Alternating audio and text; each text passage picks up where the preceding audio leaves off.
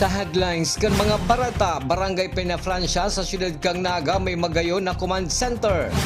Apat na municipal police station sa Camarines Sur may bagong patrol vehicle. Mga opisyal kang lokal na gobyerno kang Pili Camarines Sur nagbisita sinagtaon na nintabang sa pamilya kang nalamos na aki sa Siruma, Camarines Sur.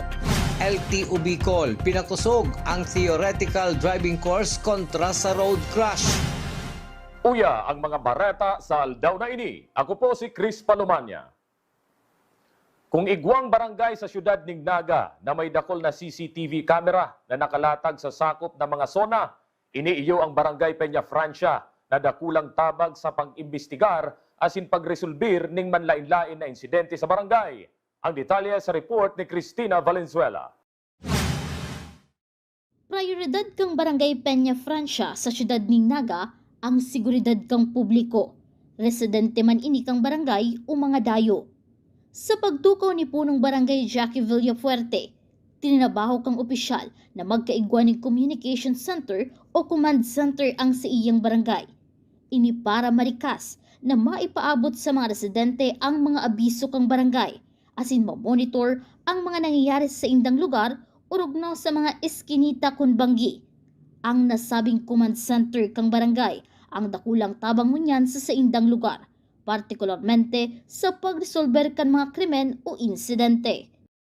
Pun kang pagtukaw po ni Cap Jackie Villafuerte, yun na po ni ang sa iyang talagang pinangiturugan na inuto na programa kang barangay para sa safety kang kagabusan sa laog kang Barangay Peñafrancia. And dakulang tabang po na magkaigwa ng command center sa siring na lugar. Kasi inot na inot, ang gabos na nahihiling taigdi sa mga aki, sa mga kagurangan, sa mga tinampo, lalong-lalo na sa mga looban, may monitoring kita. So, pigiboy ni yung command center kang Barangay Peñafrancia sa apat na kategorya. Inot, ang CCTV monitoring tais dapat magdalagan siya 24/7. And pandawa kayan, nagkakaag kita ng pang speaker loud para magkaigwa kita ng signal during kang mga disaster araw kang bagyo na mataw kita ng abiso sa mga tao. Pantulo po, at least ining command center, igwa kita ng sa safety kang mga tao, manunungod sa communication, na direktang magkaigwa ng line sa Comsen para magkaigwa man kita ng at least tandem dahil ang mga kadakla na rescue operator tayaon sa Comsen. So magkakaigwa sintang tandem sa communication. And third, ang safety kang mga estudyante na nagruluwa sa mga eskwelahan. Dakula pong naitabang na maray ang command center kang Barangay Peñafrancia, lalong-lalo na duman sa mga araw katong latest na nangyari na nahulugan ng kwarta. So at least na monitor tatulos. Nagpuo ng barangay sa pag-install ng 34 units ng CCTV camera hasta sa naging 84. Asin plano kang barangay nagabos na area sa Barangay Peñafrancia ang mabugtakan ng CCTV camera bago ang sangguniang kabataan asin barangay election sa Nobyembre. Sa ngunyan, 80% na kan Barangay Peñafrancia ang may nakakabit na CCTV camera. For now kasi medyo kulang pa ang command center ta, kaya piglalapirot bang kan sa tuyang barangay kapitan na si Jackie Villafuerte na at least mapunuan na ni bago lamang magkaigwa ng sunod na election para at least gumana siyang intero 100% na. So, iyon ang piglalapirot niya ngunya na magkaigwa talaga na maging 100% para sa intiro ng Barangay Peñafrancia kasi ang mga looban mayo pa kita eh. Sa ngunyan po siguro mga 80% igwa na kitang CCTV kasi from katumagtukaw si Cap Jackie nasa 34 ini na CCTV. Babangaon no patuta pagtukaw mi kabanga lang nagagana kay ito eh. So pinaayos niya and hanap siya ng ibang CCTV. Kaya from 34, naging 84 na siya ngayon. Sa lado man kang PNP, gabos na krimen na nangyari sa Barangay Peña Francia ang madali nindang naresolberan huli sa tabang kan mga CCTV camera na naka-installed. Huli kay ni, inumaw ni Police Captain Anthony Bueza ang command center kang barangay. Gusto kang opisyal na magkaigwamanin arog kaining programa ang ibang mga barangay na sakop kang Police Station 3 para makatabang sa pagresolber kan kaso. Sa part kang PNP, dako lang tabang to sa Moya kasi gabos na krimen na sosolve ka to sa tabang ka tong CCTV. So, dako lang mara itong tabang sa Moya. Sana i-adapt ninda tong mga arokyan na kaya ni Cap Villaperte na magkagawa ng CCTV ang mga kada barangay. Kung mahihiling po nindo itong command center ni Kuya Cap na magayon talaga siya, maski pagbanggi, mahihiling mo siya, kaya mo siyang i-zoom. Kaya kadatlan ng mga vehicular accident tigdeyo and then other incidents, medyo nakukuha talaga siya ng malinaw. Para sa GNN TV 48 Naga, Cristina Valenzuela, Newsbreak. Mientras tanto, pinaglinaw man kang barangay administrator kang barangay Peña Francia na daigabos pwedeng maghagad ning kopya kan CCTV footage dawa pa igwa kaini an sa indang barangay. Huli ta limitado sana ang pwedeng maghagad kaini. Ang PNP asin abogado lang subuot ang tinutugutan nindang mag-request ning kopya. Urog na kung may maipapahiling na letter o order hali sa korte. Paliwanag kang barangay, nililikayan lang ninda na makasuhan ning Data Privacy Act o maireklamo. Pwede man kitang kasuhan kaya sa Privacy Act. So, sa ngunyan, viewing lang kita para sa inda, lalong-lalo na kung may mga accident sa tinampo, pwede maghagad sinda for viewing lang. Pero pag mapakapisinda, limitado po ang gabos. Sa kasumpay na bareta, sa record kang Police Station 3, nagbaba ang bilang kan theft asin robbery sa parte kang Barangay Peña Francia. Sigon kay Police Captain Anthony Bueza, nakatabang sa pagbaba kang krimen ang mga CCTV camera na nakabugtak sa barangay na sakop kang Police Station 3. Hulita, madali nang nabibisto kang mga otoridad ang mga sospek. Kabali pa sa naging rason kang pagbaba kang krimen, ang padagos na pagpapatrolya kang PNP sa mga lugar na pirming may nangyayaring krimen. Tinutukan kang personahe kang Police Station 3 ang crime clocking as in crime-prone areas. So, digdi po sa Moya, sa PS3, sa record me, nagbaba po sa Moya ang theft and robbery. So, medyo nagbaba siya ang statistic sa Moya. So, ang saro po dyan na kaya tabang is ini yung mga CCTVs. So dakulaw po siyang tabang kasi na-identify po yung mga suspects. Ang sarap pa dyan na reason itong talagang continuous na patrolling kan si mga personnel kang phase 3. So talagang kasi nagbabase kami sa inabot na crime clock and then crime prone areas. So doon talaga kami nagtututok. So talagang yawn din itong mobile and foot patrolling. Actually kasi kaibanan din itong mga barangay tanod. Sa ibang bareta, theoretical driving course. Saro sana sa nahihiling kang Land Transportation Office na paagi para mabawasan ang road crash. Ang detalye sa report ni Cristina Valenzuela.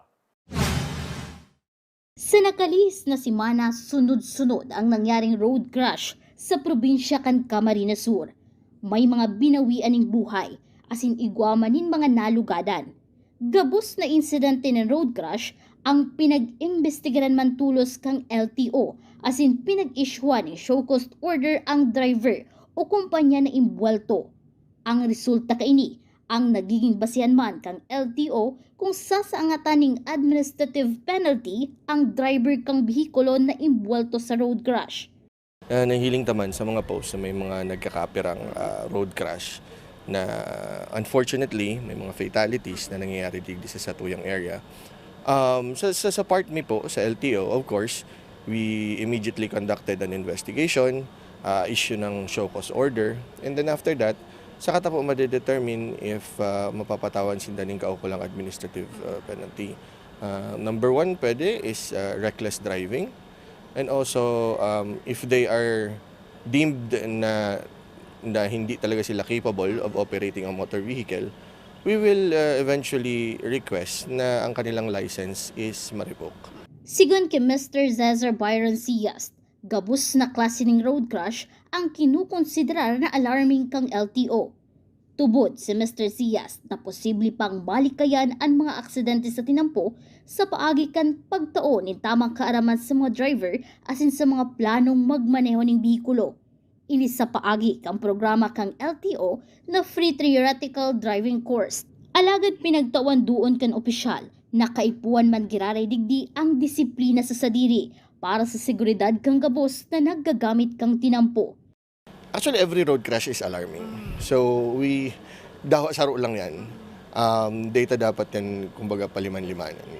Dawa saro lang na road crash sa marali. Kaya po tayo imbestigahan, ano ta nangyari ini, ano ang pwede tang magibo. Kaya nga nita siya ngunyan inaapod na road crash, bako nang inaapod na aksidente, kasi pwede ta dapat ining maibitaran.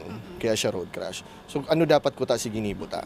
Actually, saro ini, parte kang ang ginigibo mi to instill knowledge sa gabos na mga nagmamaneho, and then si mga madrive pa arog kaya na nagkakandak kami ng free theoretical driving course. Tas yan ang actually ang magiging sandata ninda pag-abot sa tinampo na si knowledge na na-instill sa inda para makaiwas kita sa road crash. So yun lang ang number one na pwede tang gibuhon. And pinaka number one din is disiplina sa sadiri na din. So anong gigibuhon ta kung sige ta ning instill sa tao, kung si mismong si tao, dahil niya madisiplina ang sadiri niya na sunodon ang basic laws, rules and regulations kang LTO. And also sa pagsasadiri ta na rin, pag aram tang data kaya magmaneho, data na po ipirit.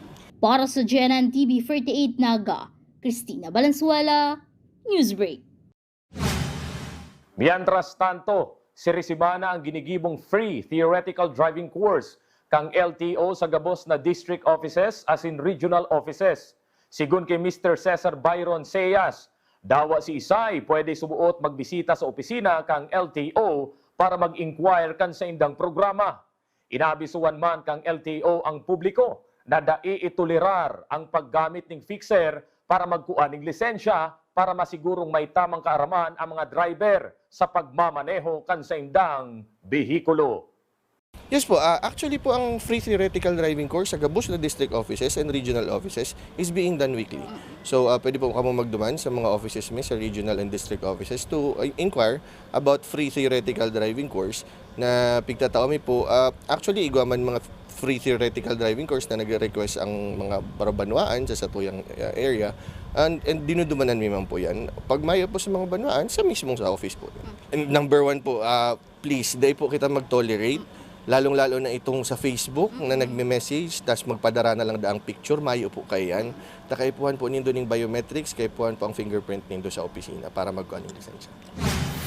Sa samuyang pagbabalik, drag din sa Camarines Norte na dismantle kang mga otoridad. Yan na sinibapang nangingenot ng mga bareta. Digdi lang sa GNN TV 48 Naga Newsbreak. The digital age is here. They warn us of a cold, efficient world where the human touch is lost to automation. But we refuse to accept that choice.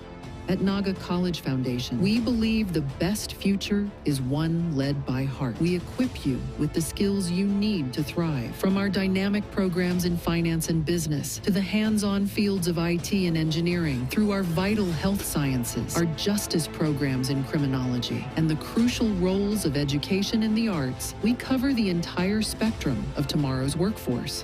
Here, you don't just become future ready, you become a worker with empathy, a leader who understands that technology must serve humanity. Choose the college that prepares you not just for the job, but for the world. The future is here at NCF.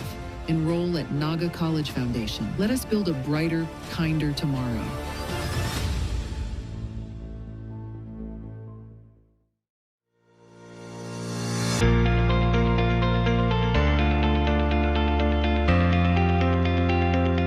Naga College Foundation has built futures through learning. Today, we carry that same purpose into a new frontier, where learning goes beyond the boundaries of the classroom, with technology helping students bridge between potential and opportunity. With a digital age challenging us to rethink what learning means, how can we strengthen our communities and shape generations of leaders who will carry the spirit of service and excellence beyond our campus? Digital transformation is not just about adapting technology for the sake of it. It's about widening the path to opportunity. Every learner can access the same quality of education with the same confidence to thrive in a fast-changing world. With the support of digital platforms and our partnership with Samsung, every teacher and student is now equipped with a Galaxy Tab A9 Plus. The single step has transformed access to learning, allowing classes to continue wherever our learners are, regardless of circumstance or environment.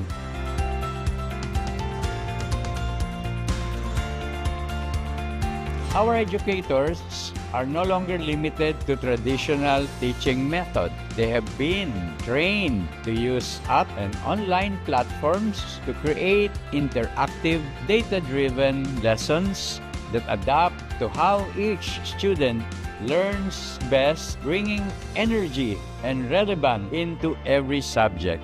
Students, in turn, are collaborating digitally across teams and disciplines, mirroring the very environments they will soon enter in the professional world. We have taken learning beyond the classroom, empowering teachers to inspire and students to lead by embracing technology and making tablets part of our curriculum. Our digital transformation is not simply an adaptation, it is transformation driven by purpose, guided by innovation, and anchored in our belief that education must always serve people first.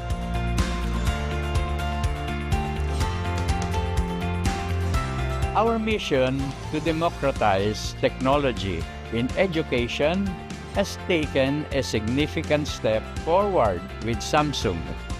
By empowering every student to leap into the future, we ensure that true transformation begins where opportunity is shared by everyone, everywhere.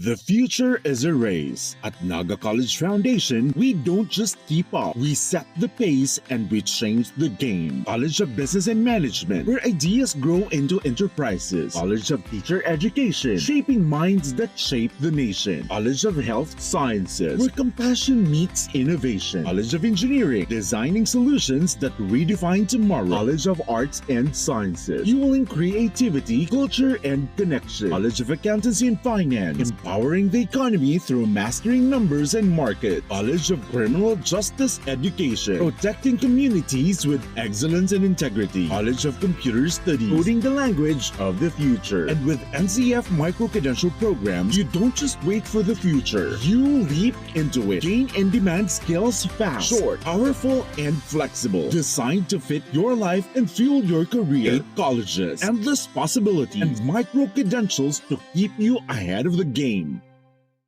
Seeing clearly shouldn't mean traveling far from home. At Camsur Eye Center, world-class care is right here in the heart of Rinconada and the Bicol region. With advanced diagnostic tools, ophthalmology specialists, and a team that treats you like family, we bring expert eye care. From children's screenings to managing cataracts, glaucoma, and diabetic eye conditions without the need for long trips. Because your vision matters, and so does your time. Camsur Eye Center, world-class eye care just around the corner. Sa pagpapadagos kang mga bareta, Nagbisita na sa pamilya kang nalamos na si Sean Abalos kang barangay San Jose Pili, Camarines Sur. Ang mga opisyal kang lokal na gobyerno kang Pili, Camarines Sur. Kasabay kang pagbisita ni Mayor Marivic Solano. Ang pagtao kainining tabang sa pamilya kang nalamos na minor de edad. Kaibahan ni Mayor Solano, ang ibang miyembro kang sangguniang bayan kang nasabing banwaan. Si Vice Mayor Tomas Bongalonta Jr. ang nagbisita naman sa nasabing pamilya. Mientras tanto, sa istorya kang ina ni Sean, parehong imbitado subuot ang sa iyang mga aki, asin ang nagada na si alias Nina kan Minalabak, Camarines Sur, kang nangyari ang pagkarigos kan mga biktima, turog pasubuot ang kaklase nindang babae na iyo ang nag-alok sa inda sa Siruma, Camarines Sur. Yung naligo lang, 3 lang sila naligo. Bali apat ata po yan. Si Court yung isa. Si Court hindi pa lumiligo. Nandun lang sa baybayin. Saka yung isang classmate niyang babae pa. Nandun lang. Bali 5. 7 ata yan sila. Kapag 7 si Axel. Yung nag-aya sa kanyang classmate niya, nalunod din. Hindi, kasi tulog pa yung that time daw. Nasa bahay pa ng ikakasal. Yung classmate niya nag-aya sa kanya? Oo, yung babae. Nililigaw-ligawan ng anak ko. Pero yung namatay, relative doon yung Hindi din. Classmate lang. Imbitado. Pareho sila imbitado? Opo. Yun po ang kwento. Yun po talaga.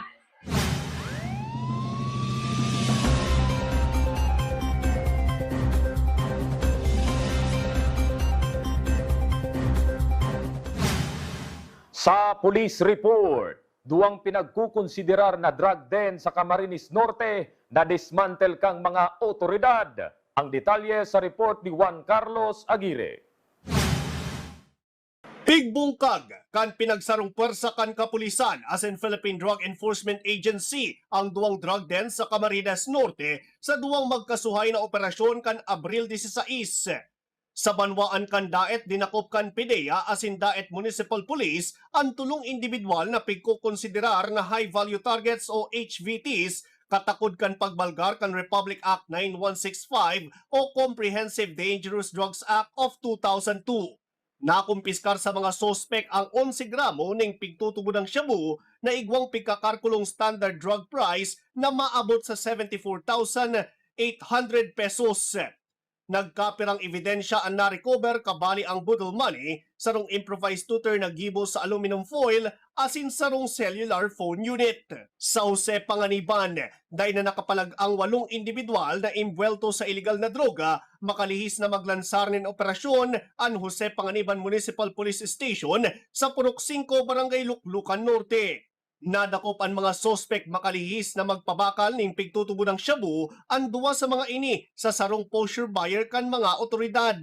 Ang saro sa inda, nagprobar pang magdulag kan marisaan presensya kan mga pulis asin nagdalagan pasiring sa sarong kubo na kunhuri na diskubre na ginagamit bilang drug den. Digdi na abutan kan mga pulis ang suspetsyado asin iba pang individual na pigtutubo ng nagagamit nin illegal na droga. Nakumpiskar sa inda ang nagkapirang pidaso nin shabu na pigkakarkulong maabot sa 5 gramos ang total na gabat asin nagkakantidad nin 34,000 pesos. Mientras tanto, yaon nangunyan sa kustodiya kan mga pulis asin PIDEA ang mga sospek asin nahahampang sa reklamong pagbalgar kan Republic Act 9165. Para sa GNN TV 48 Naga, ini si Juan Carlos Aguirre, Newsbreak. Sa ibang police report, nasa custody ngunyan kang Baaw Municipal Police Station ang suspect na si alias Jeff na taga Zone 3 San Jose Pugay matapos maaresto sa anti-illegal drug buy-bust operation kan Sugma. Nakabakal ang mga pulis sa suspect ning sarong plastic sachet ning subuot shabu gamit ang buy-bust money na 500 pesos. Na-recover pa kay alias Jeff ang sarong pouch na may laman ng gunting, improvised glass toter, asin 9 na pidaso ng plastic sachet ning pinagtutubo ng shabu. Mahahampang sa reklamong pagbalgar sa Republic Act 9165 ang nasabing suspect.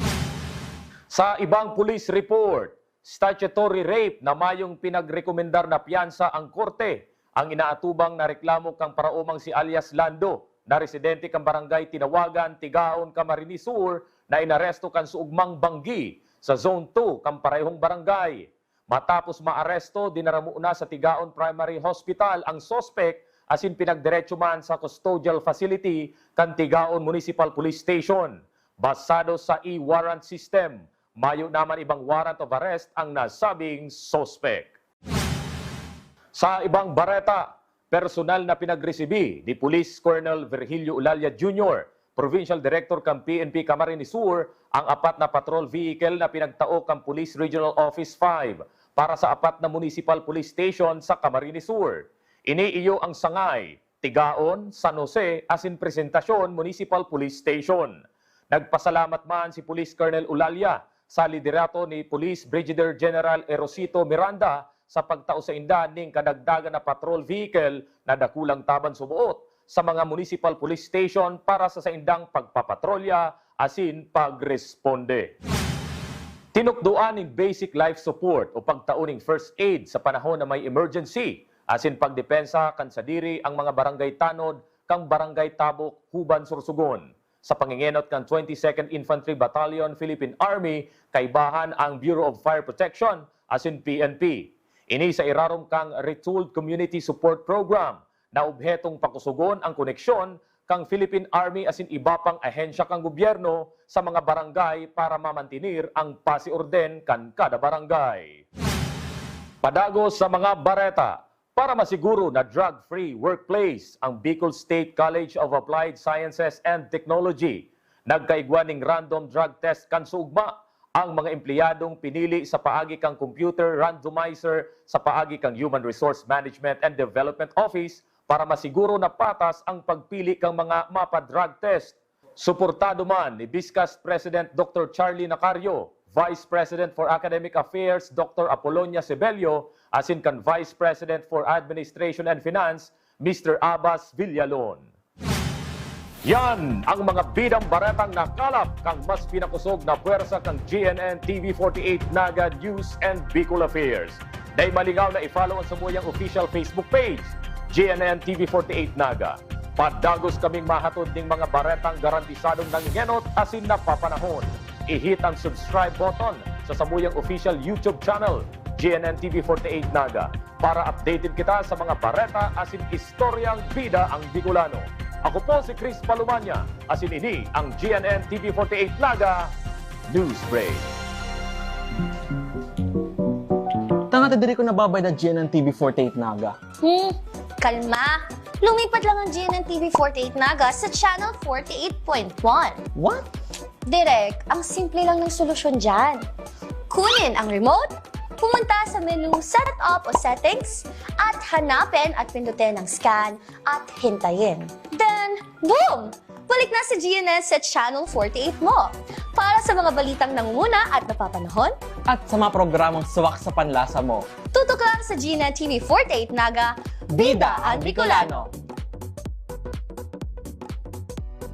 Be a champion, be a tiger today. NCF's the quest, let's lightning your way. At the Naga College Foundation Basic Education Department, we provide an environment where innovation is nurtured and resources promotes collaboration and discovery. Our students benefit from hands-on learning in cutting-edge science and technology laboratories, bridging theory with practical application. We maintain a supportive institutional framework, ensuring a safe, clean, and academically focused atmosphere for every student. Beyond academics, our comprehensive facilities, including sports, develop leadership, teamwork, and discipline. NCF is proud to be a LASO-accredited institution, a recognized mark of excellence and high-quality education. This is Naga College Foundation Basic Education Department. Changing the game.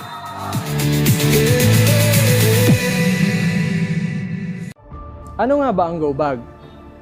Ito ay isang halimbawa ng go bag. Maring ito ay isang maging backpack, duffel bag, or sa pagkakataong ito, ang aking go bag ay isang dry bag. Ano nga ba ang laman ng aking go bag? Tubig, pagkain, at gamot.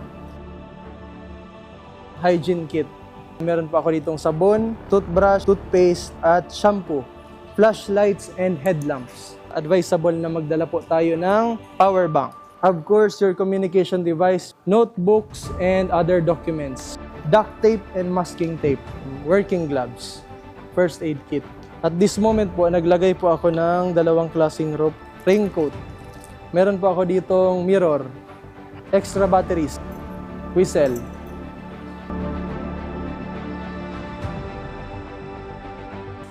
Ang layunin ng Bureau of Fire Protection ay ligtas na buhay at ari-arian. Sa muli po, ako ay si Fire Officer Juan Baquero from Bureau of Fire Protection, Naga City Fire Station na nagpapaalala, laging maging handa para ligtas sa sakuna. At NCF, we're all about that holistic grind.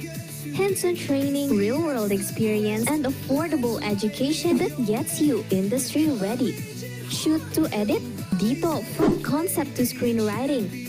From shooting to editing to actual broadcasting, NCF is the first and the only school that has its own operational television and radio stations. No boring stuff, just real skills for the real world. Jika na ba? Tiger today.